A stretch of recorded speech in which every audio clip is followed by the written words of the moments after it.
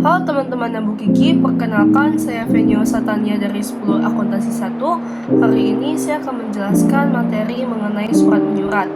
Namun, sebelum kita menjelaskan surat menyurat secara lebih rinci, saya akan menjelaskan mengenai komunikasi terlebih dahulu. Dari zaman dahulu kala, manusia melakukan komunikasi dengan dua cara, yaitu lisan dan juga tertulis. Lisan ini dapat dibagi menjadi dua, yaitu langsung dan juga tidak langsung. Kalau secara langsung kita berbicara dengan tatap muka dengan orang tersebut, antara komunikator dan juga komunikan. Sedangkan tak langsung dapat dilakukan melalui via telepon, televisi, radio, fax, dan sebagainya. Lalu, dengan cara tertulis yaitu dengan surat, dan ini yang akan kita bahas di selanjutnya. Dan selanjutnya kita beralih ke bagian fungsi surat. Fungsi surat yang pertama yaitu sebagai alat komunikasi antara pihak satu dan juga dengan pihak lainnya. Kedua, sebagai tanda bukti dokumentasi yang dapat disimpan dan juga diingat. Ketiga, sebagai duta, wakil, atau barometer untuk kemajuan institusi, organisasi, atau perusahaan. Jadi untuk keperluan tertentu. Keempat, sebagai interaksi, permohonan, pemberitahuan, pernyataan, agar tidak terjadi kesalahpahaman, dan juga tentunya sebagai sarana untuk mencapai tujuan permasalahan yang dibicarakan tersebut. Kelima, sebagai pedoman, pengingat, keterangan, atau informasi untuk tindak lanjut pengambilan keputusan. Jadi singkatnya, fungsi surat ini adalah cara berkomunikasi dengan cara tertulis, tetapi dapat disimpan secara historis karena dia ada bentuk tertulisnya. Gitu. Selanjutnya, kita beralih ke bahasa surat. Bahasa surat ini ada dua, resmi dan juga tidak resmi.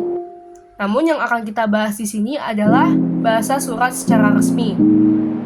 Jadi, surat resmi adalah surat yang berisikan kepentingan tertentu atau untuk keperluan dinas. Jadi, surat resmi ini isinya harus baku, efektif, dan mudah dipahami oleh orang yang membaca. Selanjutnya ada bentuk-bentuk surat. Sebelumnya, apapun jenis bentuk suratnya, seluruh kop surat itu berada di tengah atas. Yang pertama adalah full block style. Jadi full block style ini adalah jenis surat yang seluruh strukturnya kecuali kop surat berada di sebelah kiri secara rata. Yang kedua ada block style.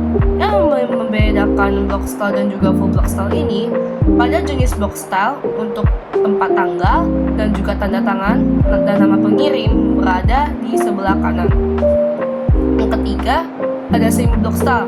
Yang membedakan semi block style dengan block style adalah untuk kalimat pertama setiap paragraf menjorok ke dalam. Yang keempat ada indented style. Jadi indented style ini yang membedakan dengan semi block style. Untuk nomor, hal, dan juga lampiran membentuk seperti tangga dari kiri atas ke kanan bawah. Selanjutnya ada hanging paragraph style. Hanging ini artinya menggantung. Jadi dia bentuk paragrafnya sedikit menggantung gitu.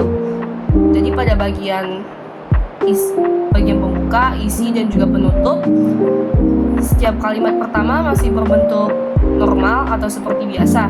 Namun kalimat selanjutnya sampai akhir paragraf dia sedikit menjorok ke dalam. Yang terakhir ada official style. Official style ini yang biasanya digunakan untuk kedinasan atau pembuatan surat resmi pada lembaga-lembaga tertentu. Jadi official style ini berbentuk hampir mirip seperti semi block style, namun bentuknya lebih rapi dan juga tertata. Selanjutnya ada lipatan surat. Jadi lipatan surat ini lipatan yang dilakukan pada surat saat surat akan dimasukkan ke dalam amplop. Tujuannya apa nih? Tujuannya agar surat yang diterima oleh penerima nantinya dalam keadaan baik dan juga terlihat rapi. Apalagi dalam surat resmi, surat itu harus berbentuk rapi. Selanjutnya ada jenis-jenis lipatan surat. Jenis-jenis lipatan surat memiliki 8 jenis yang akan saya praktekkan. Lipatan pertama yang akan saya jelaskan adalah standard fold atau lipatan baku. Jadi lipatan baku ini cara lipatnya adalah dilipat menjadi 3 bagian ke dalam dengan ukuran yang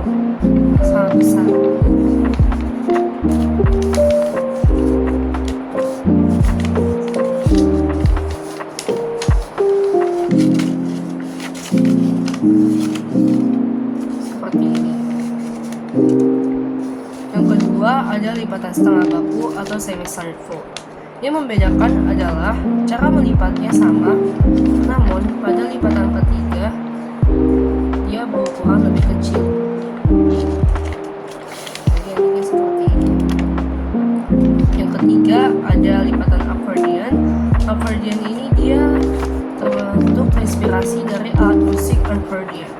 Jadi cara lipatnya adalah yang pertama misalnya ke sisi sebelah sini, lalu pada bagian ketiga dilipat ke sisi yang sebaliknya dengan ukuran yang sangat besar, jadi dia selang-seling. Selanjutnya keempat ada semi accordion. Semi accordion ini sama seperti accordion, tapi pada lipatan ketiga dia berukuran lebih kecil, jadi dilipat seperti dia ukurannya seperti dompet. Yang kelima ada lipatan tunggal.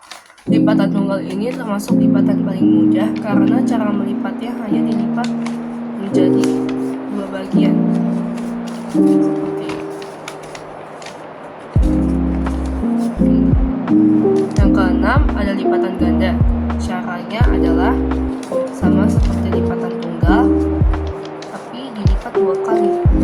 Jadi kalau lipatan tunggal dia membentuk dua bagian, kalau lipatan ganda dia membentuk 4 bagian. Selanjutnya ketujuh ada lipatan Prancis. Lipatan Prancis ini cara dilipat seperti ini, lalu dilipat dari atas ke bawah, kiri kanan seperti ini. Tapi saya melihat ada beberapa sumber yang menunjukkan ke Prancis jadi dilipat lagi ke belakang seperti ini. Jadi setelah dilipat menjadi dua, bagian satunya ke bagian sini, lalu yang kedua dibalik, dilipat ke sisi sebelah sini. Jadi ini adalah lipatan Prancis. Yang terakhir ada lipatan baron. Lipatan baron ini dia dari atas dilipat ke bawah, lalu dilipat ke dalam menjadi 3 bagian. Kalau dilihat dari samping akan berbentuk seperti ini dengan sangat besar. Sekian presentasi dari saya. Mohon maaf bila ada kesalahan saat saya mempresentasikan atau menjelaskan. Semoga video yang saya buat ini dapat bermanfaat dan dapat dipahami oleh penonton. Terima kasih.